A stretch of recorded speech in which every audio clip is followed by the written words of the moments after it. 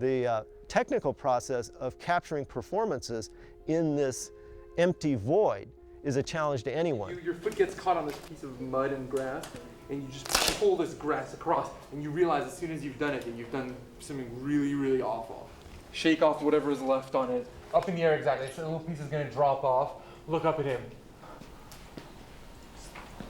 What have you done? Sorry. Oh my God, I'm sorry.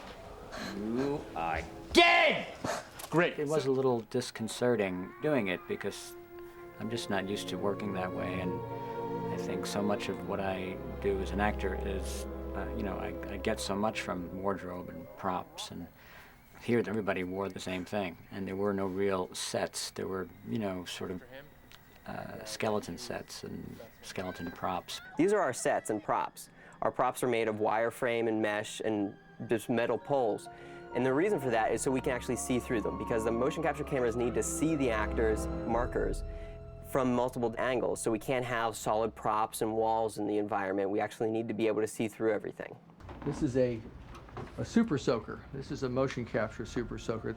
And they have actually weights in them to give them actual weight and all that. And then also what the prop makers did, which was very clever, was they had one weight kind of loose. So it kind of flops around and it makes us feel like, actually like it's got water in it. All the artifacts, all the props in the movie are made like this, but the reason it's made out of wire is so that the dots on their bodies can be seen by the cameras around them. You don't have a real arcade game in front of you. You have a wire game. You aren't looking at three, kind of normal looking kids. You're looking at three freaks, with dots all over the face. And you feel like one of those freaks. You're just in this cold, metallic room with this wetsuit on and all these dots, and you just don't feel like you're at a pizza joint as some fat slob, who's got like snot running down his, chin.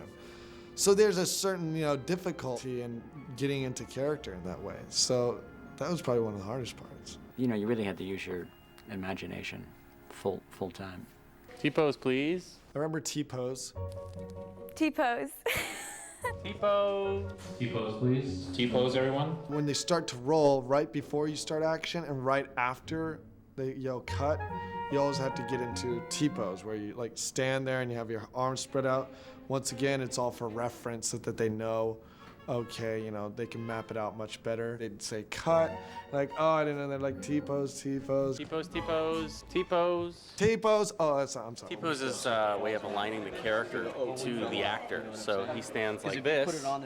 So it's a way of just, we align the character in 3D with the way he's standing at the start. And then once the two things have been aligned, then they move together as one after that. T-pose, please.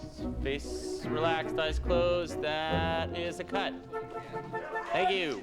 It was just a little weird at first, but I was surprised at how fast I got used to it. It was really hard for us and it felt weird, but then by the end we were just in our suits and we were about to leave and go home wearing our suits.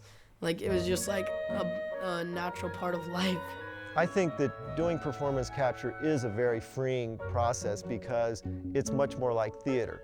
Once you put these dots on your face and you, after a short time, forget about them, you don't have the presence of a camera, you have no lights, you're not strapped down by having to hit marks, there's no rhythm being broken by having to change the film and the camera.